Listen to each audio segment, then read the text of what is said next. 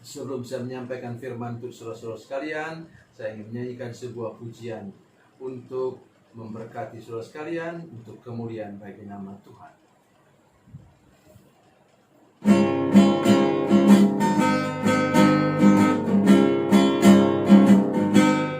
Pergilah kamu ke seluruh dunia, sampai ke ujung bumi. Beritakanlah Injil damai sejahtera, jadikan semua bangsa murid Kristus. Yesuslah yang punya segala kuasa di sorga dan di bumi. Ingatlah Dia ada besertamu senantiasa sampai akhir zaman. Sampaikan kabar kesukaan itu, baptislah semua yang percaya. Ajarlah mereka untuk lakukan firman Tuhan yang telah kau pelajari. Yesuslah yang punya segala kuasa di sorga dan di bumi. Ingatlah Dia ada besertamu senantiasa sampai akhir zaman.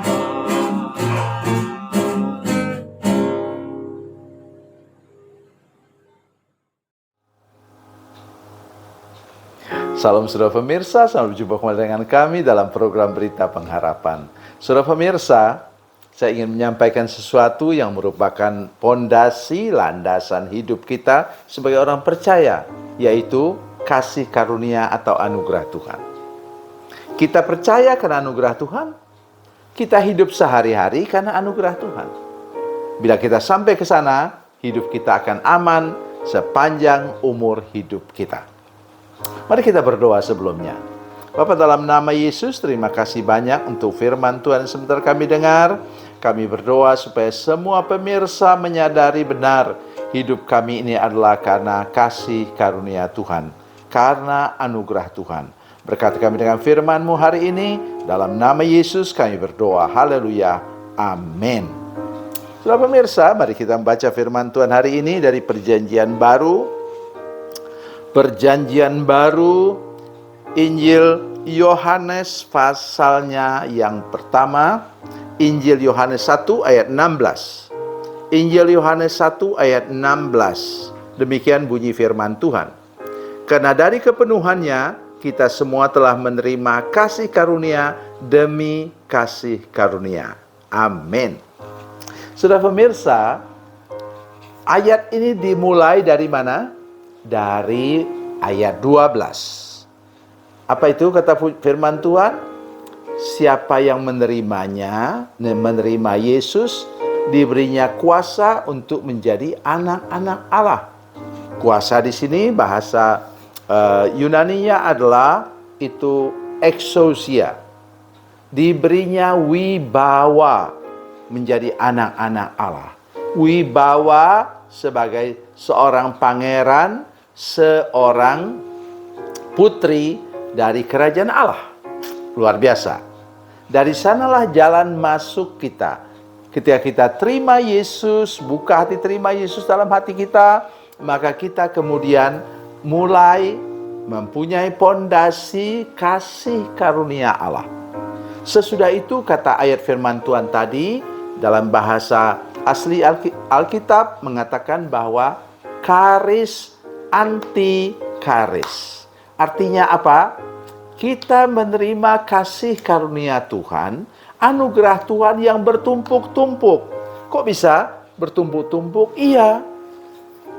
Mula-mula ketika kita bertobat dan terima Yesus, kita menerima kasih karunia.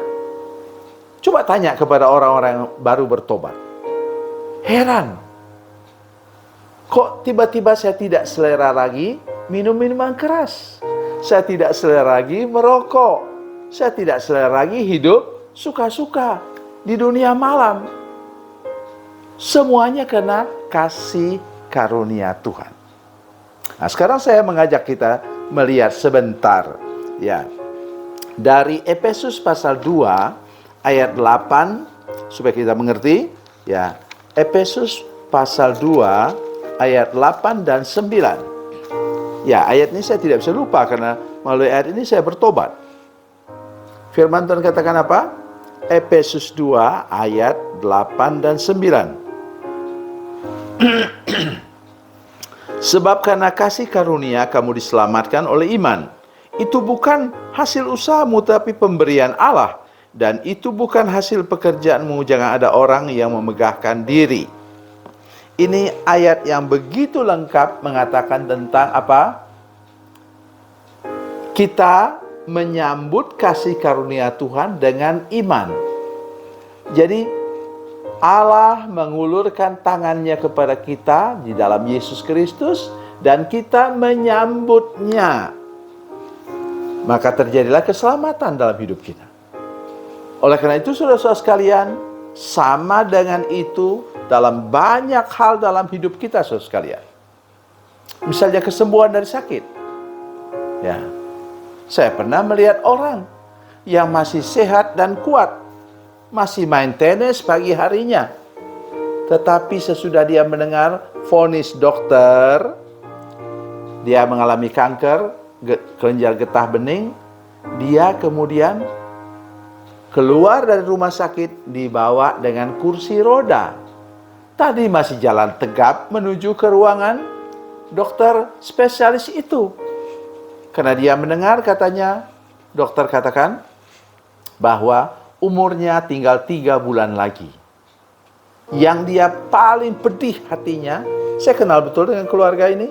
Ya, yang bikin pedih hatinya ialah karena dia putrinya yang sulung baru selesai dengan sarjananya dan belum punya pacar, belum menikah. Dia inginnya sih mau melihat cucu. Itu saudara sekalian. Artinya apa? Tuhan punya karunia, kasih karunia apa? Kesembuhan. Tetapi dia tidak punya iman untuk menerimanya. Begitu dalam segala bidang kehidupan saudara sekalian. Salah satu yang sangat berbahaya dalam hidup kita ialah di mana kita menyangkal firman Tuhan. Bagaimana caranya? Caranya ialah di mana kita tahu ayat firman Tuhan. Saudara pemirsa, ya ingat ayat firman Tuhan ini? Lukas 1 ayat 37. Ya, apa kata firman Tuhan? Bagi Allah tidak ada sesuatu yang mustahil. Dengar ini baik-baik.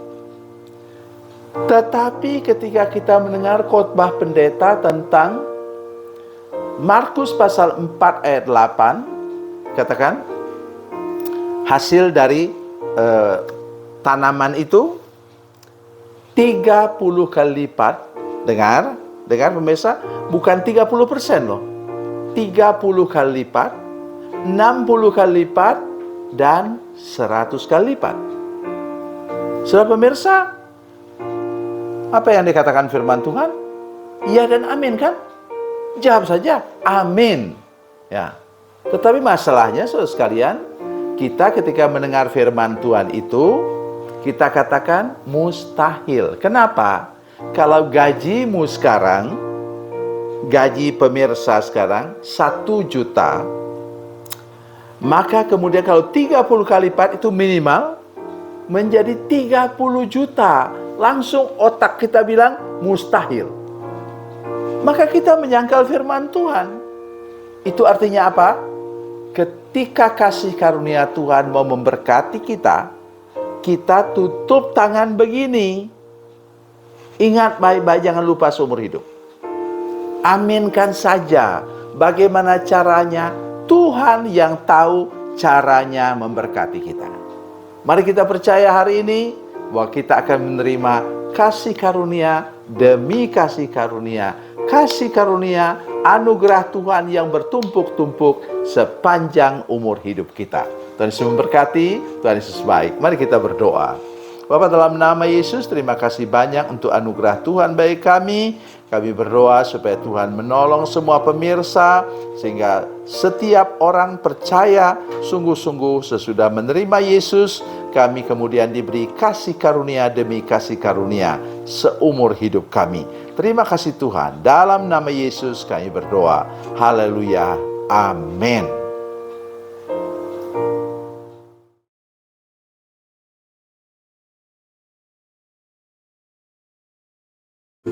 Salam saudara pemirsa, mengakhiri program ini saya mohon kepada saudara-saudara pemirsa sekalian untuk bila saudara menyaksikan program ini melalui channel YouTube, maka tekan subscribe dan bunyikan lonceng.